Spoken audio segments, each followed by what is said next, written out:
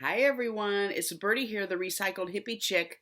Today is video one of the Gilmore Geese. I want to tell you a little story about my geese, and then I'm going to show a slideshow of pictures that I've taken throughout the last 4 years. And then video number two will be my little videos that I've taken over the past 4 years. So if you're interested in my story, great, join in and watch. And it's a very touching story for me because it really did mean a lot to me. They mean still a lot to me.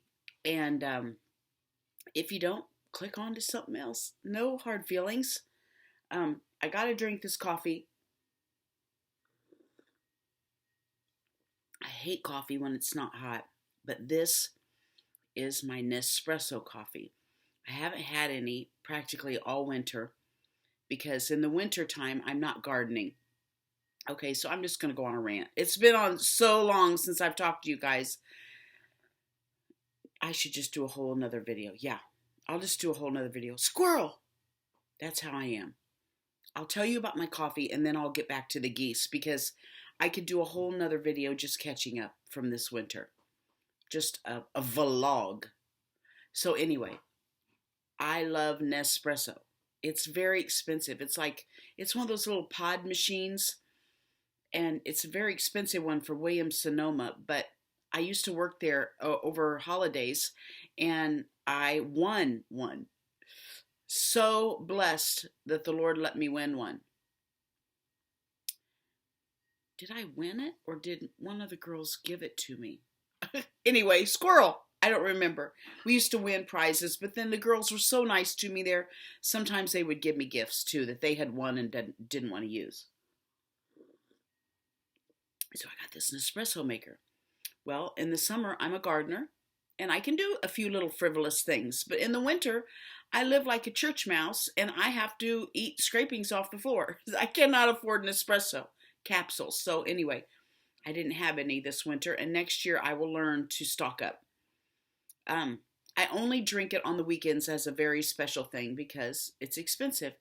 And I was blessed with a house cleaning job this winter, and I got paid and was able to spend $30 on myself and get a few pods. So I'm drinking my Nespresso today. Nespresso, if you want someone other than George Clooney and that little short guy, Danny DeVito, to do your commercials, Birdie really is a lover of your coffee. Anyway, sit back and let me tell you a story. So, I'm a gardener. I'm driving my work truck. I live out in the country. And about the first 8 or 10 miles of my journey is on a dirt road. It could be 4. I don't know. It seems like 8 or 10. Okay, anyway, I'm going down the dirt road in the country on my way to work one morning. It's May 5th, my birthday. My kids don't usually do anything. They don't send me a card or. So it's my birthday. If they remember it, I get a text. If not, I go on. So I'm kind of in this boo-hoo thing. Driving down the road, it's my birthday, and I said, God, why don't I ever get anything special on my birthday? My kids still call me, blah, blah, blah, wah, wah, it's my birthday. I see stuck in a barbed wire fence alongside the dirt road, this Mylar balloon that's half blown up, that has blown in from somewhere and stuck in the barbed wire, and it says, Happy Birthday. And I am tickled pink. I go, God, thank you for telling me happy birthday. I pulled over. I went over to the balloon. I took a picture of it. It was my happy birthday from God. And then I'm driving about another mile down the road. And what do I have to slow down for? But these little bitty yellow geese walking down the center of the road. Now, I'm also a chicken lover. I raise chickens. I've had hundreds of them, and so I love everything feathered. My name's Birdie. I'm like, God, You give me this beautiful little birthday parade. Look at them. I had to slow down. They're waddling right down the center of the road. I was so excited for this birthday gift. I get out. I'm thinking, where's the mama?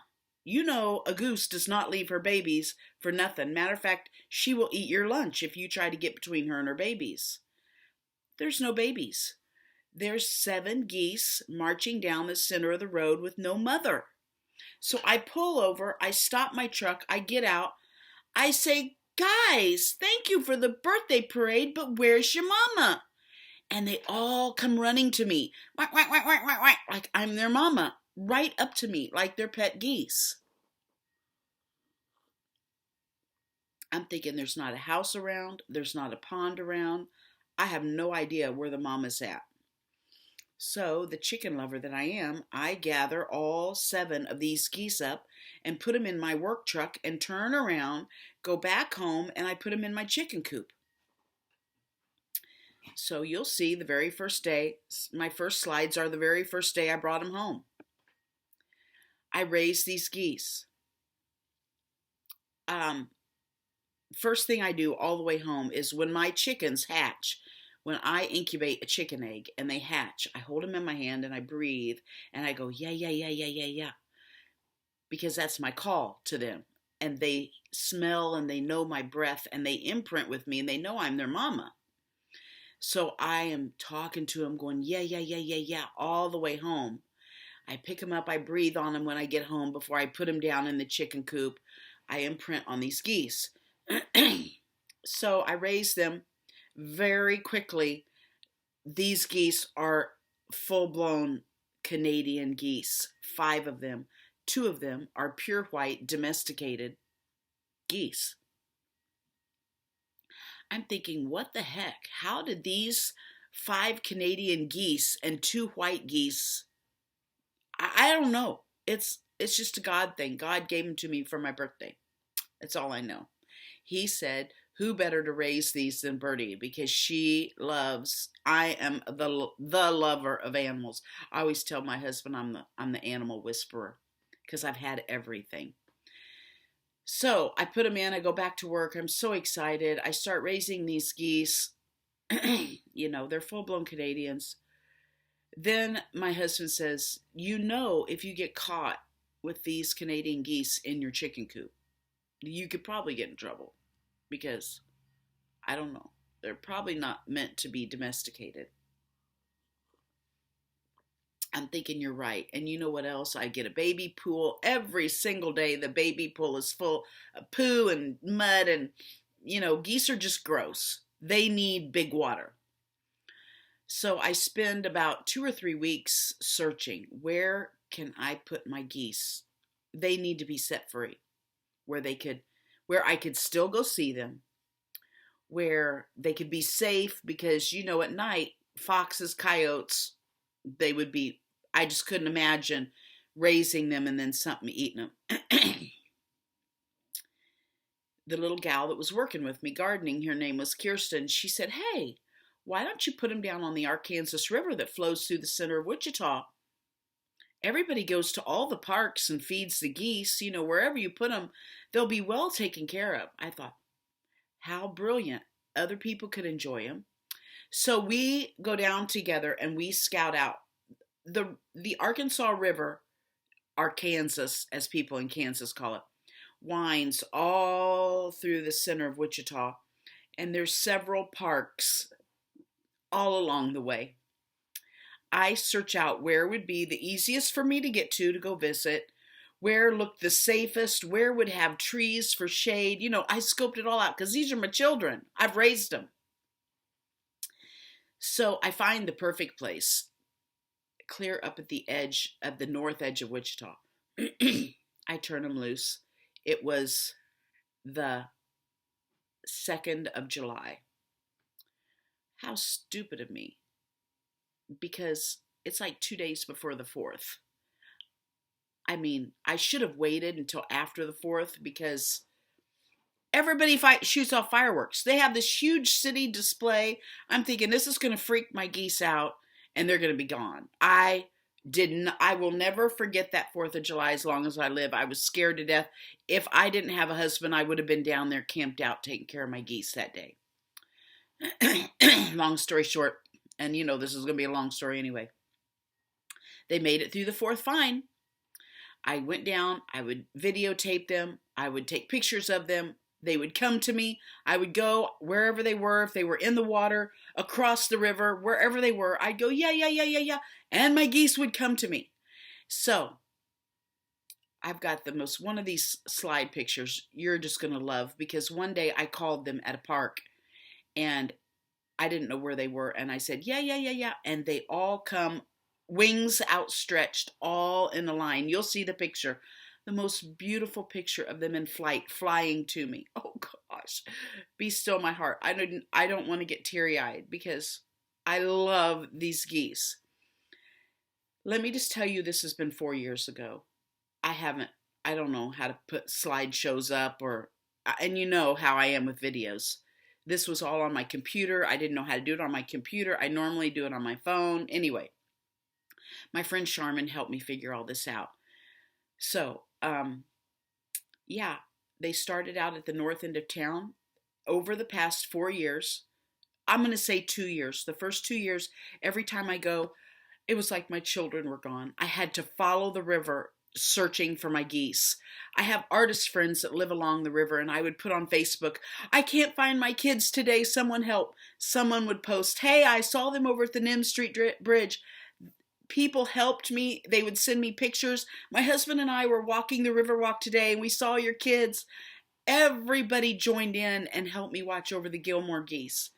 I'm getting goosebumps. I have been so blessed, you guys. I can't even tell you. Every time I went, I would find them at a different place. You're going to notice eventually my 2 white geese, I called them Emily and Richard. They were the mother and the father of the Gilmores. And then I had Luke, Lorelei, Rory, Suki, and Kirk were my Canadians. Eventually, Emily found a mate and she split off. But a year later, I found her. I was gardening about 12 miles away in a little town called Andover, Kansas. And behind this fancy housing development was this big lake that, went around behind the houses. And there, with a big, huge flock of Canadian geese, is a white goose. So I go down to the river and I go, Emily, yeah, yeah, yeah, yeah, yeah. And she comes. I found Emily. She had moved to Andover with her spouse and lives happily ever after. Not always in that lake. I've seen her in a field, 2 different fields in Andover, but she's still in the vicinity. So I know she's fine and happy. And then later on, Rory splits off and she moves. She's a Canadian, so I really don't know her, but I can't walk around going, yeah, yeah, yeah, all the time to every Canadian goose I see. So I don't know where she's at, but I'm sure she's fine and happy. The other 4 and Richard have remained a clan. They have joined a larger clan of about 100 Canadians in the center of Wichita, which we call Riverside Park, at the Murdoch Street Bridge, and there they have resided for the past 2 years. I mean, they're loyal to that area. It's right across from a playground. I think they stay there because, the children come and feed them bread and whatever. They're right at the bridge. It's fantastic, you guys. They still remember me, although at first when I turned them loose, they would follow me back to my car and I'd have to kind of push them away to shut the door and take off. I mean, they wanted to go home. I bawled all the way home so many days. But then it got to where slowly but surely they wouldn't follow me to the car anymore. And then when they found this big clan, it's happy but heartbreaking, but they almost act a little wild sometimes. They don't let me catch them and snuggle them and love them like I used to. They'll come up and maybe touch me with their nose. They still come to me when I call them, but they have become wild geese like God meant for them to be. And I'm so happy. I'm just so happy. So I hope you enjoy my slideshow of the Gilmore geese. Thank you for listening to all my jabbering. Just thank you for being there and being my friends on YouTube. So enjoy the slideshow. Bye-bye from Birdie.